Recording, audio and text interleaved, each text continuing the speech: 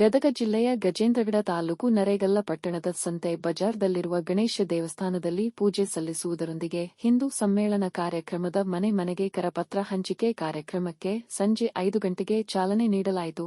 ಈ ಸಂದರ್ಭದಲ್ಲಿ ಹಿಂದೂ ಸಂಘಟನೆಯ ಮುಖಂಡರುಗಳಾದ ಬಸವರಾಜ ವಂಕಲಕುಂಟಿ, ಹನುಮಂತ ಬಾಗಲಿ, ಮಂಜುನಾಥ್ ಹೆಗಡೆ, ನಾರಾಯಣ ವಡ್ಡಟ್ಟಿ, ಜ್ಯೋತಿ ಪಾಯಪ್ಪಗೌಡರ, ಸುರೇಖಾ ರಾಯಬಾಗಿ, ಮಹೇಶ್ ಜೋಳದ, ಸಂತೋಷ್ ನಿರಂಜನ್, ಶಿವಾನಂದ ಇಟ್ಟಿಗೆ, ಉಮೇಶ ಪಾಟೀಲ, ಶಿವಾನಂದ ಮಾವಿನಕಾಯಿ, ರವಿ ಮ್ಯಾಗೇರಿ, ಚನ್ನಬಸಪ್ಪ ಕುಷ್ಟಗಿ, ವಿನೋದ ರಾಯಬಾಗಿ, ವೀರಣ್ಣ ಗುಜ್ಜಮಾಗಡಿ ಉಪಸ್ಥಿತರಿದ್ದರು.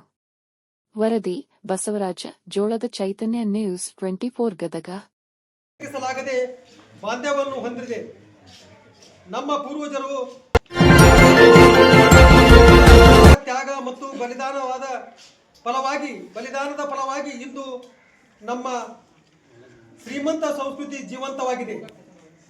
ಜಗತ್ತಿಗೆ ಗುರುವಾಗಿರುವ ಈ ಶ್ರೇಷ್ಠ ಧರ್ಮವನ್ನು ಉಳಿಸಿ ಬೆಳೆಸಿ ಮುಂದಿನ ಪೀಳಿಗೆಗೆ ಹಸ್ತಾಂತರಿಸುವುದು ನಮ್ಮೆಲ್ಲರ ಆದ್ಯ ಕರ್ತವ್ಯವಾಗಿದೆ. ನಾವು ಸಂಘಟಿತ ಹಿಂದೂ ಸಮಾಜದಿಂದ ಮಾತ್ರ ಇದು ಸಾಧ್ಯವಾಗಿದೆ. ಬನ್ನಿ, ಹಿಂದೂ ಸಮಾಜವನ್ನು ಸಂಘಟಿಸಿ ರಾಷ್ಟ್ರೋತ್ಥಾನಕ್ಕೆ ಸಾಧಿಸುವ ಈ ಮಹಾನ್ ಕಾರ್ಯದಲ್ಲಿ ನಾವೆಲ್ಲರೂ ಒಂದಾಗಿ ಮುನ್ನಡೆಯೋಣ. ಇದೇ ಕಾರ್ಯಕ್ರಮದ ಒಂದು ಭಾಗವಾದ ಶೋಭಾಯಾತ್ರೆ.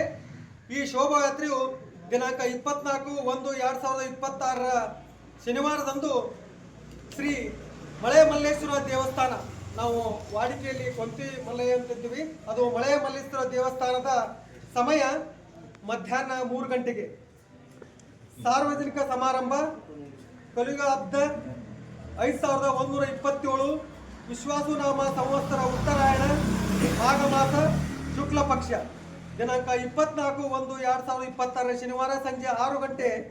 ಸ್ಥಳ ಹಿರೇಮಠ ಸಭಾಭವನ, ನರೇಗಲ್. ಈ ಒಂದು ಹಿಂದೂ ಸಮ್ಮೇಳನದ ದಿವ್ಯ ಸಾನ್ನಿಧ್ಯವನ್ನು ನಮ್ಮ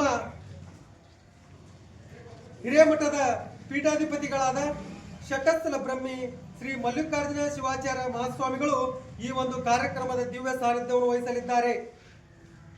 ಅದೇ ರೀತಿ ಈ ಕಾರ್ಯಕ್ರಮದ ವಕ್ತಾರರಾಗಿ ನಮ್ಮೆಲ್ಲರನ್ನು ಜಾಗೃತಗೊಳಿಸಿ ಇಡೀ ಹಿಂದೂ ಸಮಾಜವನ್ನು ಒಗ್ಗೂಡಿಸಲು ಆಗಮಿಸುವಂತ ವಕ್ತಾರರಾದ ಶ್ರೀಯುತ ದಿಲೀಪ್ ವರ್ಣೇಕರ್ ಅವರು ಧರ್ಮ ಜಾಗೃತ ಪ್ರಾಂತ ಕಾರ್ಯಕಾರಿಣಿ ಸದಸ್ಯರು.